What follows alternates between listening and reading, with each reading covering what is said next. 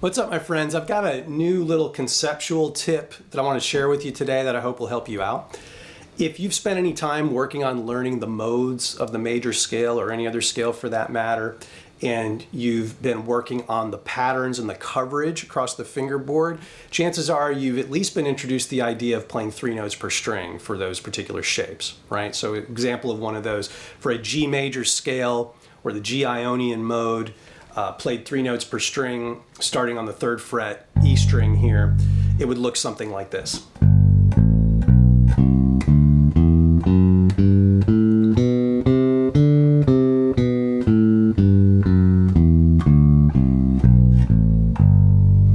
So the advantage of a 3 note per string approach is that it gives you the most number of notes in a single position without having to shift one way or the other, right? So that's a good part of it. But it's not necessarily a very practical way to approach playing on a gig or playing a groove. And the reason for that is because we're having to maintain like a much wider span of coverage for our hand.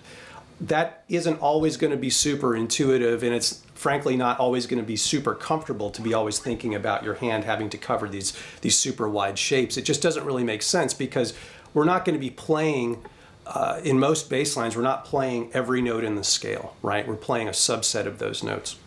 So one of the things that I found that is really helpful is to rely on subsets of shapes to get us into more musically minded things or things that we might play that are more typical for a hand position in a performance situation.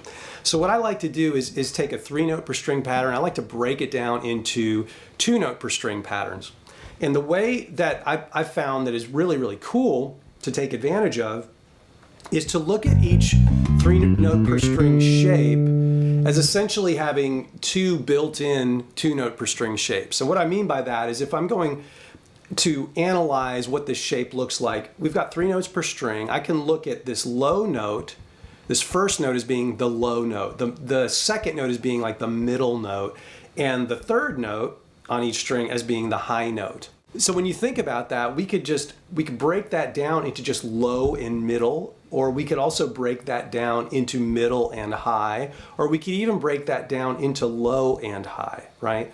So a low to middle approach using this G Ionian shape would look something like this.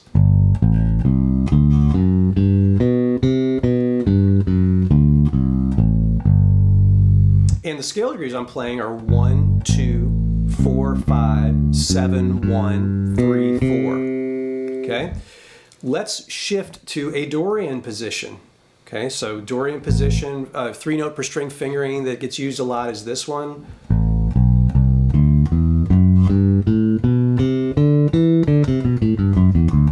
If I do the same thing and I take the low and middle notes from there, it's going to look like this.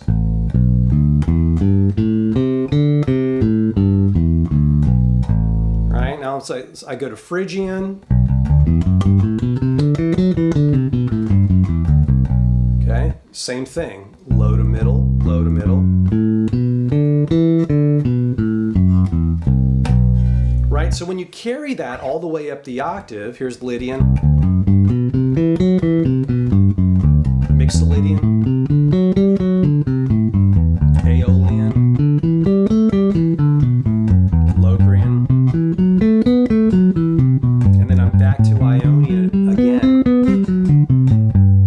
So that's just using the low and the middle, right? Well, those of you that were kind of paying really close attention will realize that the middle to the high for each pattern is the same as the next low to middle that's in order of the modal series, right? So you don't really need to learn the middle to high, right? So that is a way to make more efficient use of some of these 3 note per string patterns. They can be the foundation from which you derive these from, but they can set you up for other hand positions that allow you to move more quickly through what might be more typical on a performance situation.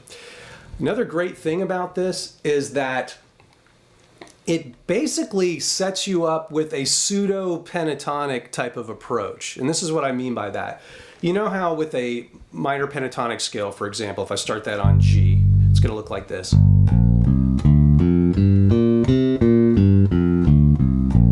that's a 2-note per string pattern that starts over once it gets to the octave, right? I'm playing root, flat 3, 4, 5, flat 7, root, right? And then from there it starts over again. Root, flat 3, 4, 5, flat 7, 1, and it keeps cycling.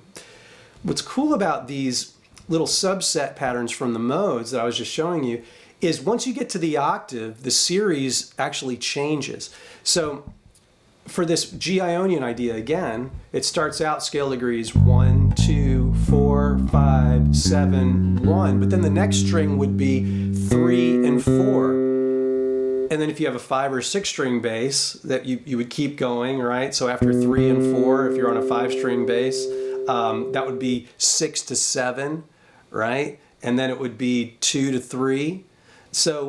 So you can see like the cycle as you move through different octaves, it actually changes the notes, the function of the notes that you're playing. So as a way to enhance your slap bass playing, like if you're a player that relies a lot on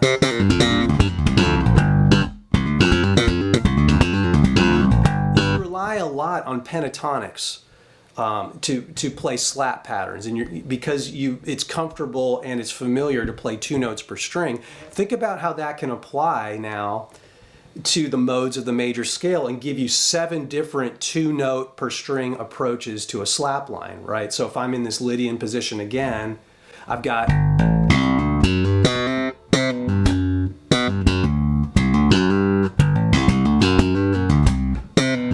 think about how that can help you come up with other ideas, right? So if I'm using this Ionian position, right?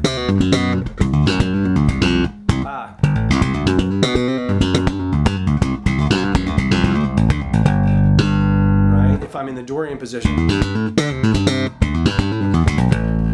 or Phrygian,